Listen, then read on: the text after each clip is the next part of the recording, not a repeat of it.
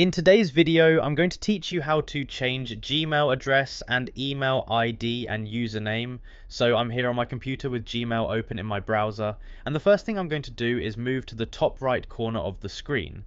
This is where Gmail keeps the main settings controls. I click on the settings gear icon and a small panel opens on the right side.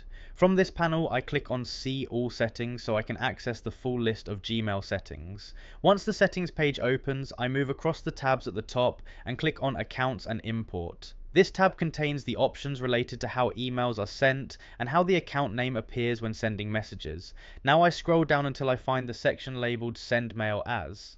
In this section, I can see my email address along with the name that appears when I send emails. Next to the email address, I look for the option called Edit Info and click on it. When I click Edit Info, a small window opens where I can update the display name associated with the email account. Inside this window, I enter the new name that I want people to see when they receive emails from me. This doesn't change the actual Gmail address itself, but it changes the name that appears to recipients. After entering the new name, I move down and click Save Changes. As soon as I click Save Changes, Gmail updates the display name, and from now on, emails sent from this account will show the new name, and that's it.